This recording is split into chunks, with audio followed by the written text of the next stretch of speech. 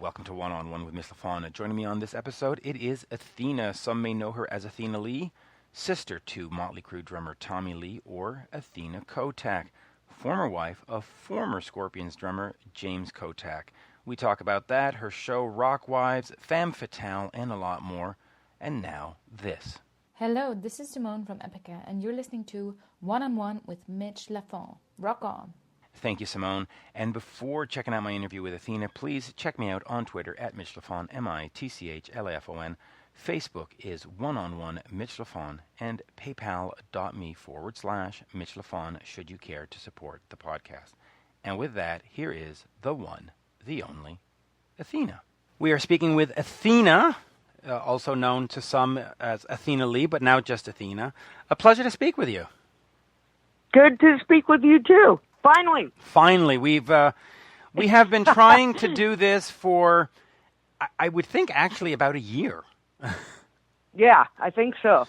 Yes, and it was your ex-husband James who was kind enough to put us in contact and get this going. So, props to him, and there you go. But yeah, very cool. Very cool. So a lot to talk about. So let's start off with ex-wives of rock. It has sort of a Canadian connection to it. We've done 3 seasons of it. Where are we in terms of more seasons, and then we'll start going backwards and looking at what came before? Okay. Yeah, it's done. There are no more seasons. Okay. That was a Canadian production, and Tricon, Shaw Media, and Slice TV had the show, and I think this is, nobody really tells you what's going on. There's a lot of, I guess private talk between the networks, but as far as I know, we're from the US, all of us, and I kind of think they just did it for fun for one season. And then when it started to, people started to like it, I don't think they expected it to last as long as it even did. So at some point, it became an issue between money, Canadian taxes and American. Right. And the Canadian dollar that time. I don't know how to explain it well, but I do know that like for every one US dollar, they had to spend 3 Canadian. So if they were paying us a certain amount, they would have to hire Canadian. I don't know. I can't really explain it, but that's basically what I was told, that it was just a money thing, and we just can't continue anymore. So yeah, and that that a lot of fans don't realize that when a band is not making a new album or a show like that disappears, they think, oh, it's the people on the show, or oh, it's the record. But there's a lot of business that goes on behind the scenes that makes it difficult. And the Canadian dollar dropping from $1 was worth $1 to $1 being worth 64 cents. Well, suddenly, right? It became 40% more expensive to keep you guys on the air. But let's talk about that experience. Exactly. When they came to you and said, "We're going to stick you in a room with Charisse and Bobby and Sue," right? Did you jump on that right away, or was that sort of like, okay, well, let me think about this, and once the decision was made, or sort of what compelled you to go, yeah, I want to put myself through this? I had nothing better going on. I'm seriously, I'm joking, but I had just filed for divorce, and Lorraine, who's also the singer in my band Fem Fatal, right. She created this show along with her friend Lisa Brucker, and they had this show, and I didn't even really know about it because I didn't. We hung out band-wise, but not about the show. So one day when I got divorced, she just asked me if I wanted to be on the show, and it was a total surprise for me. They actually had somebody else at the time, and the other person didn't work out, so I came in at the right time and just went for it. I mean, I didn't know what to expect because I wasn't even really into watching reality shows or anything kind of like that. I was just at a weird point in my life, and I just kind of was ready to do something weird, you know? Does that make sense? Yeah, it does. And well, it's sort of an adventure, but so what, you know, when we're watching the show, we see a lot of the drama and the arguing and the you know, the stuff going on. The drama. The drama, right? To put it politely, right? How much of that is scripted and how much of that is absolutely authentic? 100%. Okay, that was my deal with them in the beginning, because I said, if I'm going to do a reality show, it's not going to be a joke. It's going to have to be real. And they said, okay, this show, just so you know, is 100% real. And at first I was kind of thinking like, well, how can we have that much, like, you know, anyway. Yeah, I mean, you literally could have. Right. Yeah, everything on there was real. The only thing that they did do with us is because a couple of us are kind of spazzy. So when we were filming, at certain points, they would have to take us back to something and tell us to focus, because it would have to make sense to the viewer. So whatever issues are on there are real. But even though if we were past them or over them, they would say, okay, well, we're going to have to come back and talk about this so it makes sense to people. And that was it. But as far as scripts, none. As far as issues, none. That stuff really happened. I mean, I was actually nervous that, like, well, nobody's going to want to watch us. We don't have anything, you know, we're not that weird. But then after a while of doing the show and all the stuff that went on, it made me realize how crazy stuff was. When I would watch it back, I go, yeah, this isn't normal. This is all crazy shit. Like so yeah, it's weird to watch yourself go through things. It really is. I can just imagine if the show had not ended like that, where you just sort of all sat around and just drank tea all day and go, well, we really don't hate each other, so what are we going to do today? Yeah. But yeah. having gone through that drama and having had those exchanges and having seen yourself, what do you take out of it? I mean, was it somewhat cathartic, or somewhat, you know, like being on a psychiatrist's couch and going, okay, I've learned something and I can move on? Or do you just sort of shudder and go, oh my God, what is this? No, for me, it was super therapeutic, because I spent most of my life not telling anybody things that were wrong. I just kept them to myself, because I always thought in my head, nobody wants to hear your funk, you know. Everybody has their own problems. Just keep yours to yourself. But the show actually made me talk about it. So that was really good for me, because that's one thing I never depended on friends for. I had my friends and our relationships were tight, but it was all fun stuff. Like, let's go out party, let's go do this, let's go do that.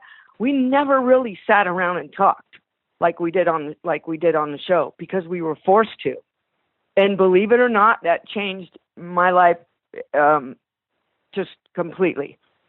Because now I'll talk to people about things instead of keep it inside and then go flip out and wreck myself.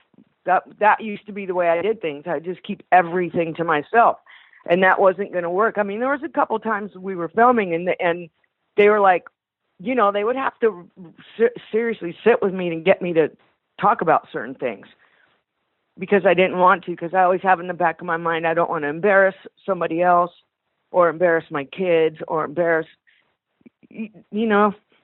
Right. So coming out of this, then, it certainly was a positive experience.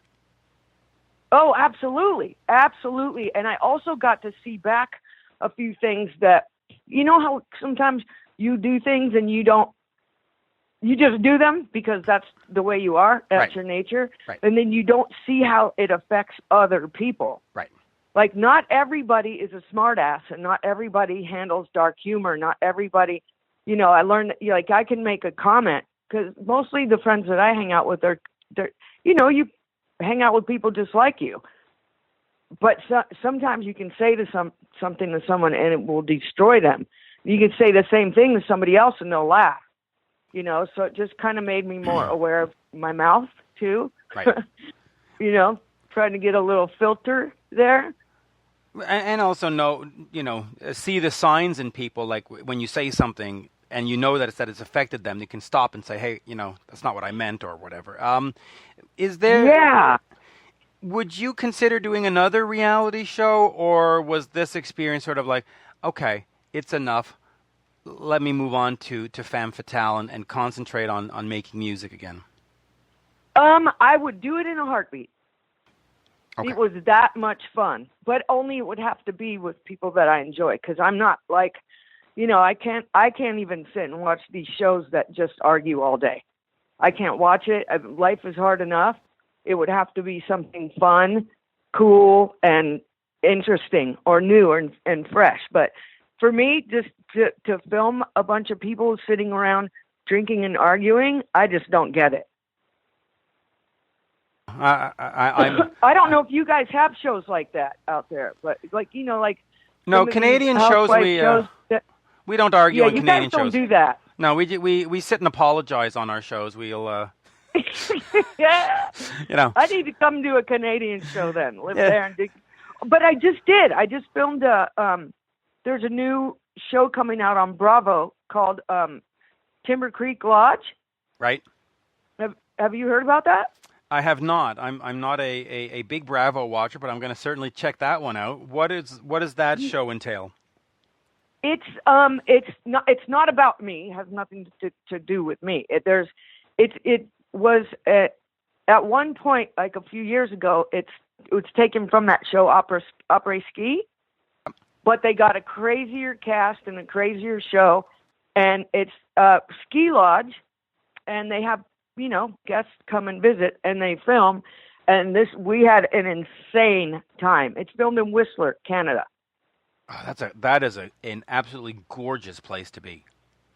Oh, it was crazy. I couldn't even believe where I was. Like I was that person that was getting mad at people for being on their phones the whole time, because we don't get to see that. I mean, we get to see it traveling, but just to wake up to that every day just blew my mind. And everybody in the house is cool and funny, and you'll see them and get to know them on the show. They're just great people.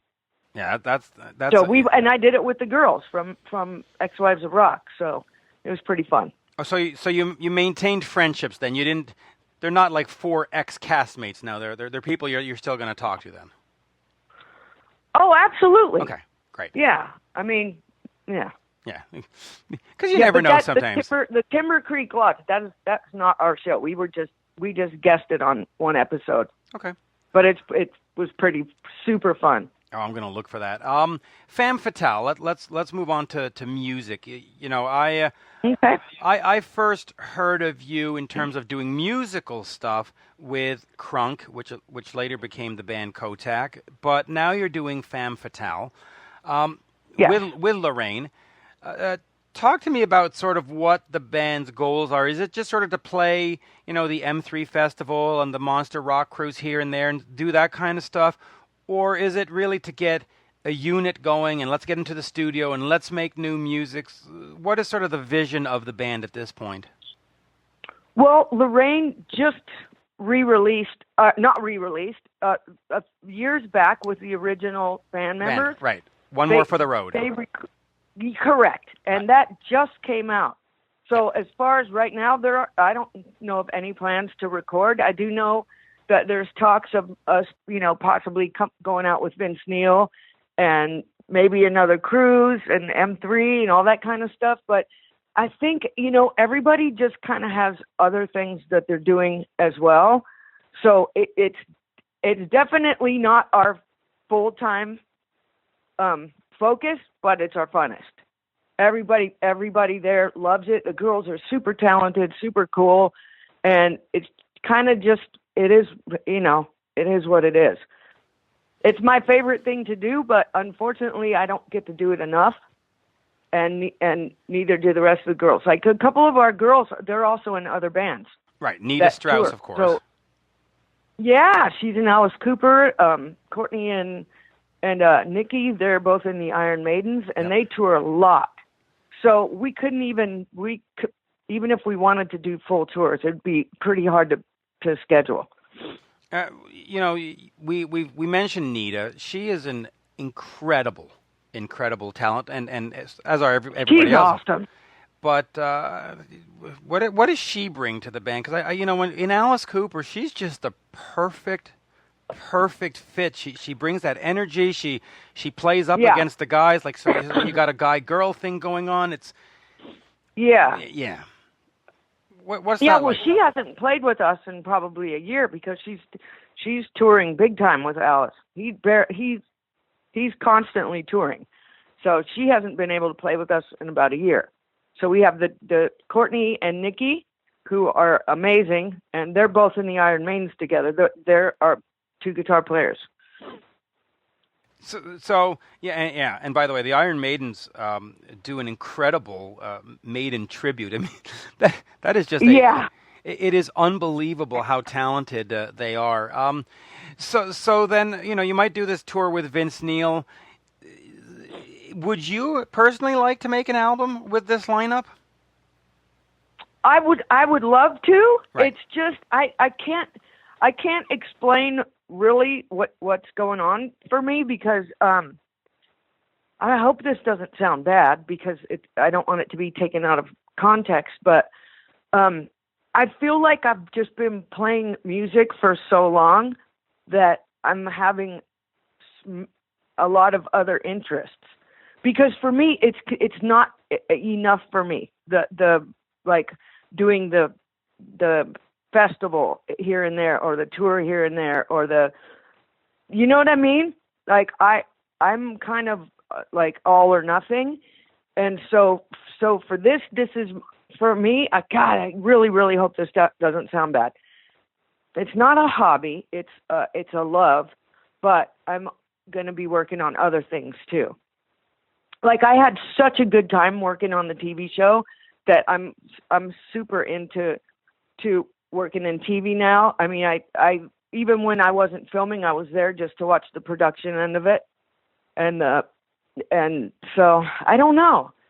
I guess I'm saying I don't really have any plans to do anything musically besides just kind of do some shows with Fem Fatal every so often. Well, let's talk about... Yeah, because I've just been doing it for so long and I'm not at a point where I could, if I had a tour, trust me, it would be amazing and I would keep going and I wouldn't stop. But because we don't tour like that, then it leaves time for me to do other things too. And so let's talk about some of those other things. Let's start off first of all with the website, the AphroditeByAthena.com, where there's candles for sale and other things. Is that just sort of a small business, or is that some kind of enterprise that you would like to grow into something more?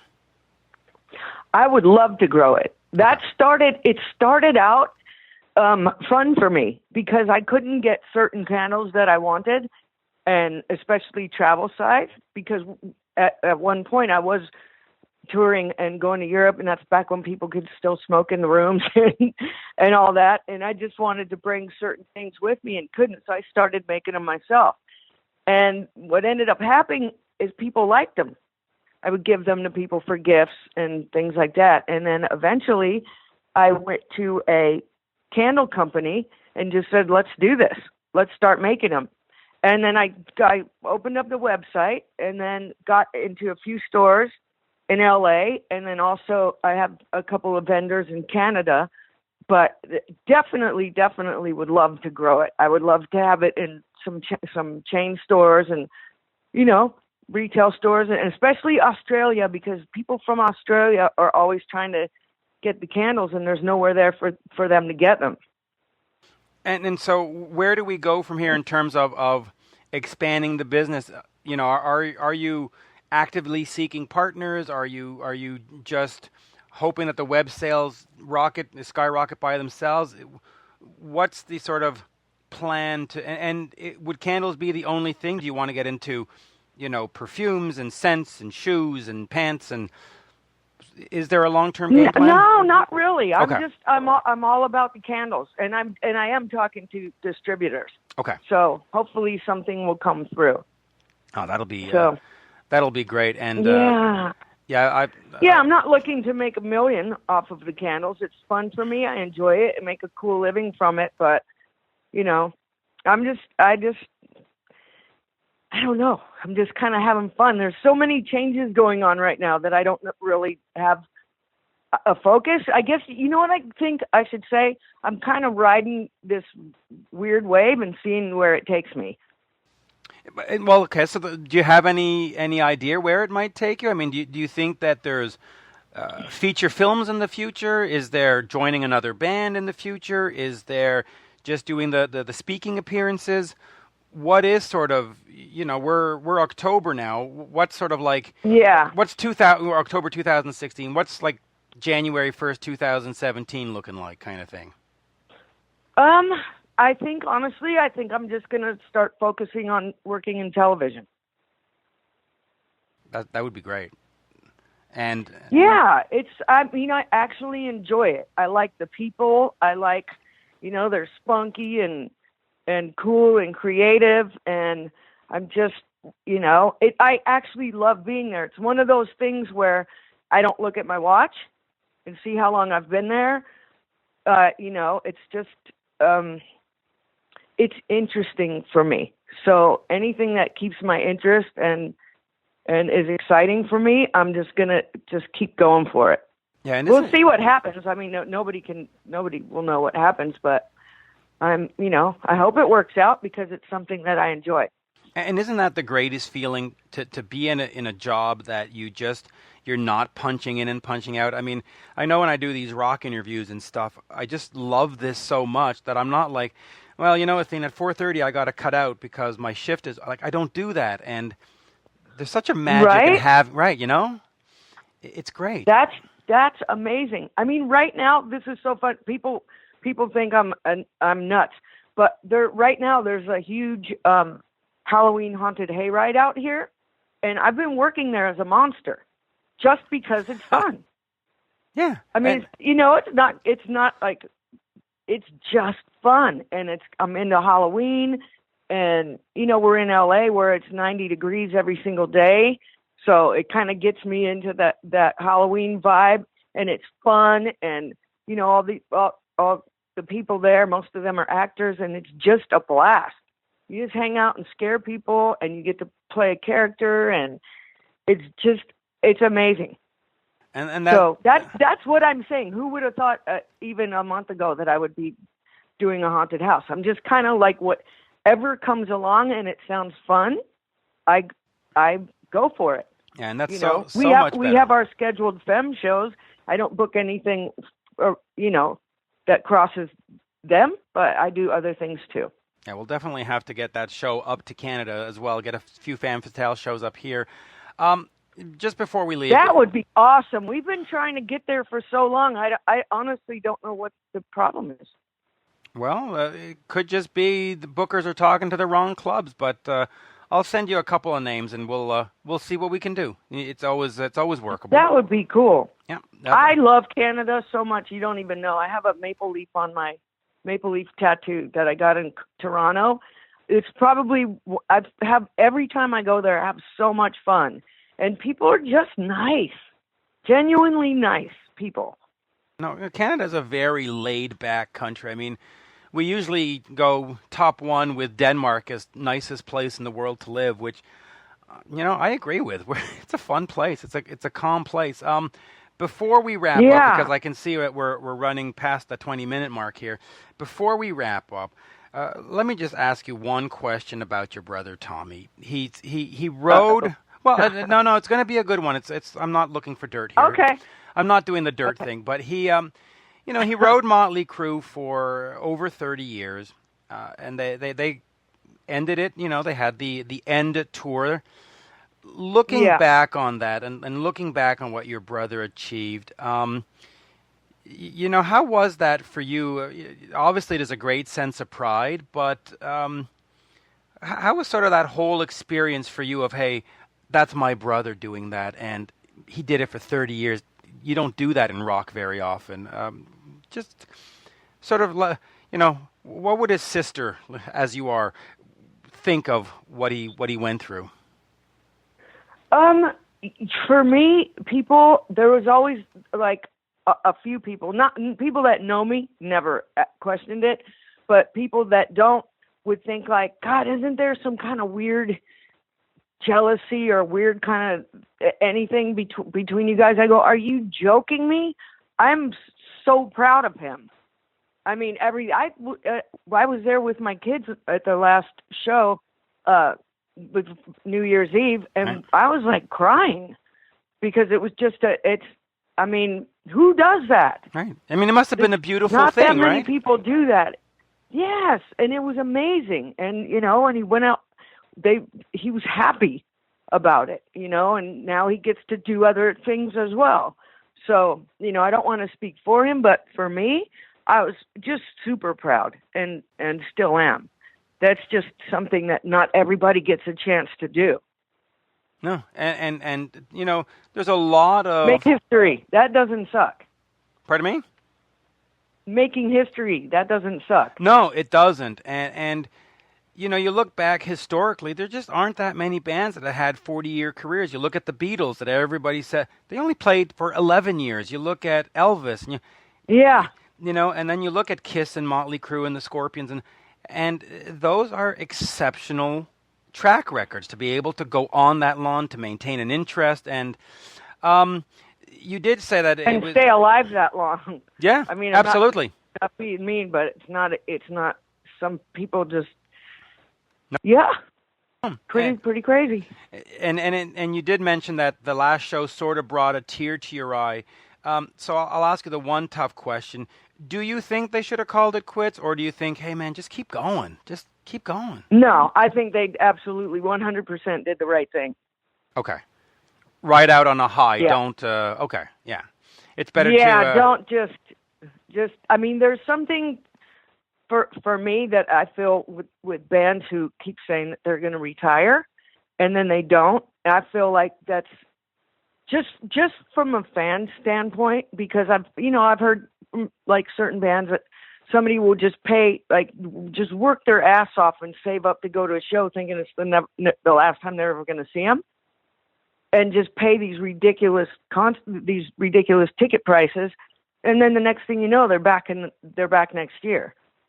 Yeah. So that's not fair to the fans. They're not stupid, and that kind of gets old. So I think what they did was just like, if we say we're going to do this, let's do this. Yeah, and and you're right, and there is a long track history of farewell tours. I mean, the Who retired in 1981, and yet they're still playing, or in 1990. Ozzy Osbourne retired in 93. If you're going to do that, do it. Right. And nobody said you have to end your career, but if you say as a whole that you're not going to play anymore, don't go do your solo thing or what you're going to do, but just stop. Yeah, and it's. It almost ends up looking like a money scam, Right, it does, and I probably shouldn't say that, but that's how I would feel as a ticket buyer. If I was like, "Are you kidding me? I just paid $2,000 because I never thought I'd see you again," and then whoop, there you are. Well, I'll have to agree with you. I'm not going to name band names because I don't want to get into that, but there are certain bands. Yeah, me neither. There's plenty of them. But there's a couple of them that have announced farewell tours, and you thought, okay, this is the last time I'm ever going to see them. And and it seemed, when you look back on it now, I think that was just a marketing ploy. They fucking got me. They marketed me into this nonsense. And then there are other bands, like you look at Ozzy, for example, and so he retired because he had hurt his leg and this and that. And then he came back and said, yeah, well, it turns out I'm not ready. And so to me, that was legitimate. Like sometimes that's cool. Right. Yeah.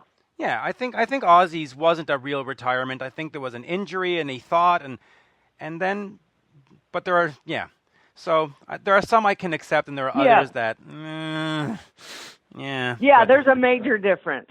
There really is. But there you go. I just always think about the people that, that pay those prices for tickets. That's always in my mind. Yeah, yeah, and the meet and greets now where they just charge you these, $2,000, $3,000, $5,000. It's like, holy Christ! And then here we are next month. We're back. Sorry, we were just kidding. Yeah. And then we'll finish on this. Just as things were happening for your brother when he was, 19, 20, and it started to go, how was that for you in terms of, hey man, my brother's going to be on Circus Magazine and he's going to be on the tour with Ozzy, and how was that experience of just watching this kid that was, that you would beat up in your basement now is becoming this major thing? I didn't even really care about that, believe it or not. I was more mad that he left me. Okay. to go to tour. Really? He was still I was still in high school, and so was he. He kind of left straight out of high school, and I was like, okay, now what do I do? I'm here by myself. So, yeah, I was more worried about that. I mean, I thought it was cool. Don't get me wrong. I thought it was cool what was going on, but I just missed him. Well, that's an interesting point to bring up. So in a sense, there was a loss that you don't have your baby brother or your brother to say, hey, I'm not feeling good today, or hey, let's go to the whatever McDonald's to get there was more of a missing my brother kind of thing going on. Yeah, exactly. Oh, and I just kind of, I was happy for him, sad for me, if that makes sense. Well, it totally does, because there is a great sense of loss, because, it's not like he's going to go work at, the Dunkin' Donuts down the road and he's coming back home at 5 o'clock. He's gone for 9 months, and it's like, oh, no, well, all right. Right. And there was just the two of us in the house. So when he left, I was there by myself. So, yeah, it was just very trippy, but I'll tell you what, it flew by. Yeah? I mean, some of this stuff I remember like it was yesterday. So, yeah, pretty crazy. And now with the tour being over, he can be there all the time for you. Yeah. Right? There you go. A great pleasure talking to you today. Aphrodite By Athena.com is where you can get the candles and all that other wonderful stuff. And, listen, I certainly hope that Fem Fatale makes it up to Canada, and I certainly hope that at some point the band with you in it can make some new music, because, new music, makes the world go round. Yeah, I mean, I hope for the same things, but I'm one of 6 people to get together to do that. So I feel like when it's time, it'll happen. When right. The universe lines it up and we're all available at the same time and ready to go, I think it will happen. Well, let's certainly hope that's sooner rather than later, because that would be great. Thank you, Athena. Yeah. Absolute pleasure. Thank you too very much. And I look forward to seeing you in person, especially if it's at a rock club in Canada. Oh, that would be so awesome. Like one of my favorite places ever, and we still haven't played there. Yeah, so there you go. We need to do this. Yeah. I'll send you a couple of numbers, and we'll see what we can do. Okay, awesome. Thank you. Great pleasure. All right, same here. Bye-bye now. And there you have it, folks, my interview with Fem Fatale drummer Athena. I certainly hope that you enjoyed that. Please check me out on Twitter at Mitch Lafon, MITCHLAFON, one-on-one Mitch Lafon on Facebook, and paypal.me/Mitch Lafon should you care to support the podcast. And with that, I bid you a fond farewell. Bye for now. Oh my.